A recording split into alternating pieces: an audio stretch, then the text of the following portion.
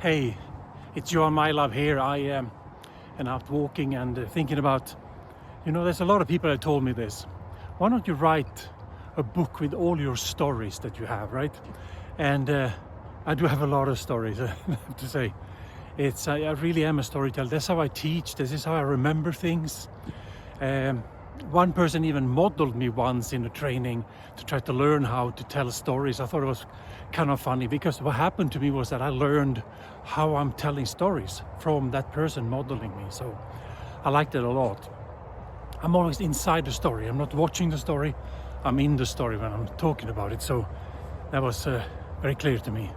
Anyway, what I'm going to do is I'm going to start a series of the videos that I'm going to post on YouTube, link to LinkedIn, etc. And they're going to be called Let Me Tell You a Story About. And we'll see, this will be the first one that I have here. So check them out. Let me know. As always, when you click like or share or comment, you have no idea how much I appreciate that and how much it helps me as well, because it gives me an idea what you guys like, what you're less interested in, etc.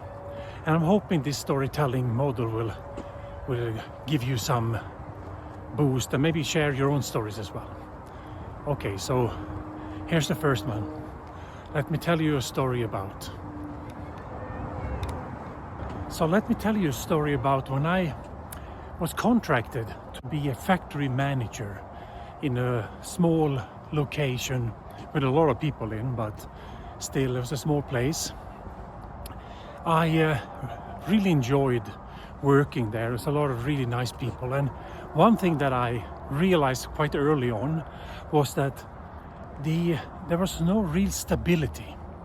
So what I mean is the numbers, like our output, our quality, any KPI really was jumping around a lot. It looked like a saw. So we had really good days, then we have bad days, then we have a good week, we had a bad week, whatever. And it's quite interesting. And I spent a lot of time trying to understand why that was. And in the end I was thinking, let's not worry so much of the reason behind it. Let's put something in place to create stability. And what I always do when I start to create stability, when I'm new in an area, or working as a consultant or as a temporary interim manager or a fractional person, whatever it's called, I implement daily control. So performance control system, performance tracking system, daily meetings, whatever you want to call it.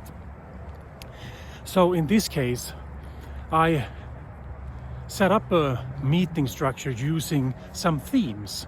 So safety, quality, I try to put them in order of importance. So safety first, quality, delivery, so output, cost. I use people and training separately as well. And the reason for that is I think it's good to look at what if you can actually let somebody use some of your people because you're a bit ahead. For example, so you're a plus in that column, one or two people. Or it could be negative as well. If you see you're negative a lot, like the question is, why are people not coming to work? So you can work on that. And training is often key. Training and maintenance. If you don't nail that in a business, they have no chance. Basically, you're going to be random forever. But, so here's what I did. I started that to get some meetings going, picked team leads, supervisors, etc. and trained them on how the meeting system would work. But then also what I did was I trained the team. So I picked a few operators that had been there for a while to help to understand what type of losses they have when they're working. So that took a little while and a little bit of training to explain what a loss is. Anything outside of ideal is what I'm using, but it might be a little bit cryptical when you say it like that. So I did a lot of work with them to go through every machine, every step of the process. What can happen that shouldn't happen? How long does it take typically when it happens? So is it a short stop or a minor stop? Is it a breakdown? Is it a quality defect? All sorts of things like that. And we start logging that. So we had something to talk about in the meetings, because you don't want to just talk about the KPIs. You want to talk about why you aren't where you want to be, right? So that you can do something about it. So I implemented this system, and got people involved. The funny thing was that management said, the biggest problem we have here is that people are not engaged. And I said, so they're not engaged to what exactly? And they said, what do you mean? Total confusion. I said, but people are not just engaged, they're engaged to something or in something or whatever it's called in English. I mean, people might be super engaged as long as you are asking them to actually do something, right? So they said they didn't actually, have never asked them to do anything really. So anyway, so what we did was we start working on that, getting people involved in solving problems that they saw every day, every shift. We logged them, made a Pareto every week to see what is the biggest problem that we have. And for short stops, I actually use frequency as opposed to time, because I never aimed at reducing the time of a short stop. I reduced the actual short stop. So that's more frequency based in my mind. But then we said, let's do something to add to this stability drive. We added Gamba walks. So we start walking, getting people from other areas with us, walking through, concentrating on safety, looking at everything we could see that potentially could be a safety concern or was a safety concern already, and fixed immediately. And make sure that included mental safety, so how people felt. If people are worried, for example, they weren't trained to do something but are asked to do it anyway, things like that.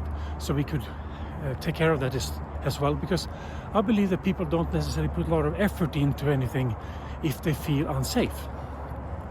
So we got that going. Then I realized, I'm sitting here, I know a lot about what's going on in the business, but people don't. So we started to have a weekly information meeting, something short for every shift. I just went in there early in the morning and for every shift change basically, and had a short presentation of approximately 15 minutes just to talk about what's going on so people knew. Because then, as a professor in communication once told me, if you have a thermos and you fill it halfway full, people will fill the rest of it with rumors. So it's a good visual for that. So start doing that, those meetings, and then after a little while you start having people coming up talking, telling me that, I've seen this problem over here, it's not clean over there, things like this. Small things, just to I guess they were checking to see if I was serious or not. And I kept pushing and pushing and pushing for fixing it quickly. And here's what happened. Suddenly people start coming to work, they start having fun, laughing. We had a lady that was disabled in a way that she couldn't hear, so I learned a little bit of sign language to say good morning and hey, how are you kind of thing. But also she stood in front of me to read my lips during the meetings so she could understand as well. This was a time during COVID, so we all had masks. We had to be standing in a way that we didn't stand too close to each other. And we worked out a pattern for that was really good. And here's the thing, the output of quality products increased dramatically. So much so the director of the area asked me, like, what have you done? Like, is this real? Is somebody faking this, right? And I always ask somebody else to measure me, so I don't like to be the one measuring myself. So I said, well, the numbers are the numbers. They don't come from me, they come from the system. It's just... So there was so much, it was almost embarrassing for the people who have been leading it before. But in reality, if you don't have the tools and the experience and stuff like that, you don't. So that you can learn from it instead of being embarrassed and worried. In this case, the output was doubled. Right? Imagine that. You double the output without getting new machines, new people, nothing. And that was just based on creating stability. Something I learned after working on these morning meetings with the safety, quality, delivery, costs people in training was that I should have digitalized that in a better way. Found a system now from a company called Mevisio.